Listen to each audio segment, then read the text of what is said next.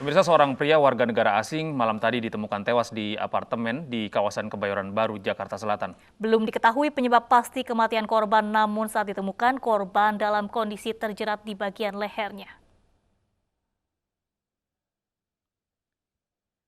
Seorang pria asal Korea bernama Yong Seok Lim malam tadi ditemukan tewas di unit apartemen Essence di kawasan Kebayoran Baru, Jakarta Selatan. Belum diketahui penyebab pasti kematian korban, namun saat ditemukan terdapat jeratan di bagian leher. Pihak apartemen tidak memperbolehkan media masuk ke lingkungan apartemen, namun dari pantauan sejumlah kendaraan dinas polisi berikut ambulans memasuki apartemen. Pihak Polres Metro Jakarta Selatan membenarkan adanya penemuan mayat ini dan telah menggelar olah tempat kejadian perkara. Kini jasad korban dibawa ke Rumah Sakit Fatmawati untuk diotopsi.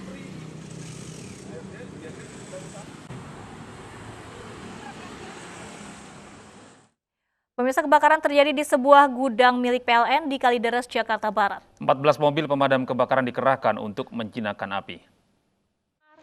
Kebakaran di Kalideres Permai, mohon bantuan. Gudang kabel milik PLN seluas 600 meter persegi di kawasan Kalideres, Jakarta Rabu pagi terbakar. Banyaknya bahan yang mudah terbakar membuat api cepat membesar. Diduga kobaran api berasal dari korsleting arus listrik. Ini kayaknya kabel bekas. Ini karena gudang kabel. Itu ada kontaktor lah, mungkin gudangnya kontaktor. Ada kuli yang tidur di sini. Nggak tahu dia rengah apa teledor. Ditinggal pergi kebakaran. Guna mencegah kebakaran merambat ke permukiman, 14 unit mobil pemadam kebakaran dikerahkan. Setelah 1 jam, api berhasil dipadamkan. Tidak ada korban jiwa dalam kebakaran ini, namun kerugian ditaksir hingga ratusan juta rupiah. Dari Jakarta, Miftahul Gani, iNews melaporkan. Sebuah pabrik mebel di Kabupaten Probolinggo, Jawa Timur terbakar. Akibat kebakaran itu, 2 karyawan meninggal dunia.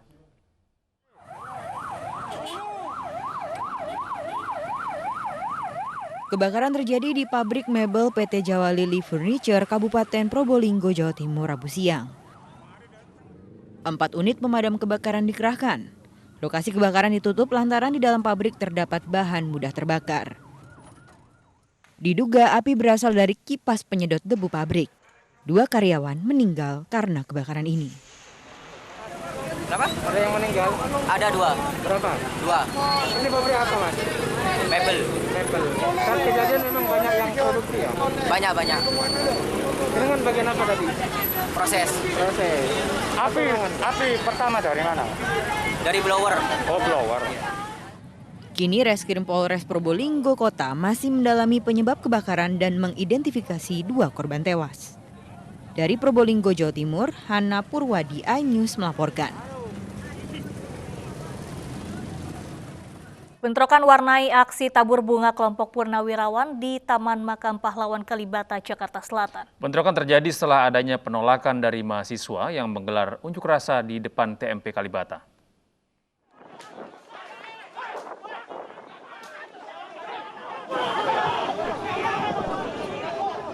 Bentrok antara mahasiswa dan massa kelompok Purnawirawan pengawal kedaulatan negara terjadi di depan Taman Makam Pahlawan Kalibata, Jakarta.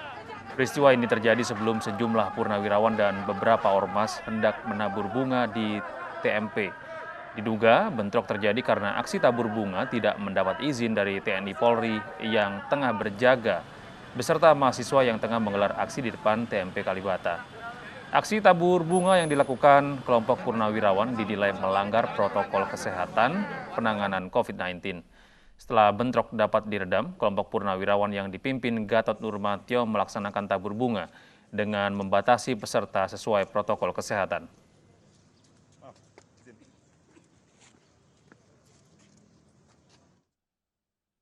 Deklarasi Koalisi Aksi Menyelamatkan Indonesia atau KAMI di Karawang, Jawa Barat nyaris ricuh setelah puluhan massa dari lembaga swadaya masyarakat menggelar demo di sekitaran Tugu Rengas Dengklok, Karawang, Jawa Barat.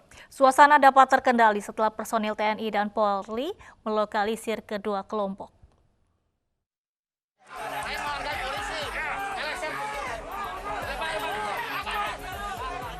Kericuan ini terjadi saat kelompok dari Koalisi Aksi Menyelamatkan Indonesia atau KAMI mendeklarasikan diri Tugu Rekens Dengklok, Rawang, Jawa Barat pada Rabu siang. Suasana mulai memanas saat kelompok lain berusaha mendekati massa koalisi yang tak jauh dari Tugu Rekens Dengklok.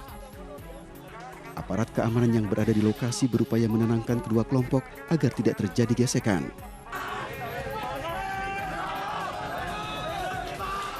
Massa koalisi KAMI yang bertahan berupaya menegosiasi petugas untuk dapat tetap mendeklarasikan diri dengan mendapat pengawalan aparat. Kami deklarasikan, kami ada dan kami hadir untuk di Kerawang. Jadi kalau kami sudah jelas bahwa melawan segala gerakan PKI, kita melawan terhadap neokomunis. Deklarasi KAMI di Tugu Rekens Dengklok ini rencananya akan diisi dengan nonton bareng film G30 SPKI namun batal diselenggarakan.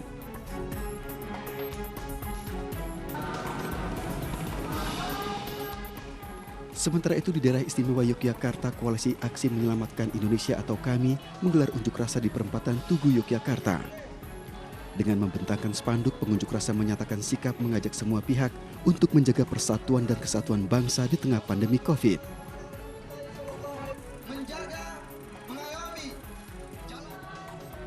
Pengunjuk rasa juga mengutuk adanya kelompok-kelompok tertentu yang mencoba memecah belah persatuan dan menuntut agar Pancasila tetap sebagai ideologi bangsa.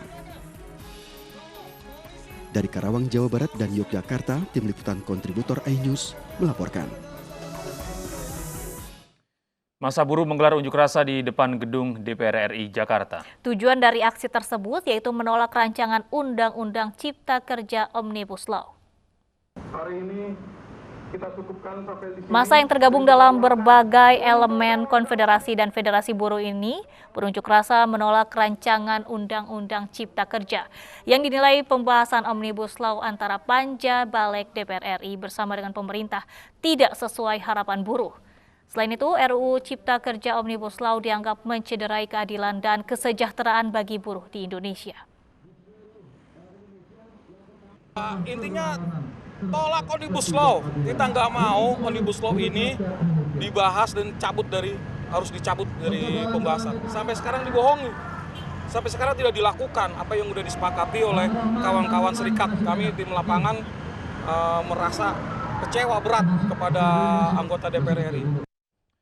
Seorang pria lanjut usia kepergok warga desa Gedangan, Kabupaten Asahan, Sumatera Utara saat akan melecehkan anak di bawah umur. Informasi selengkapnya akan kami hadirkan sesaat lagi. Tetaplah di iNews Pagi.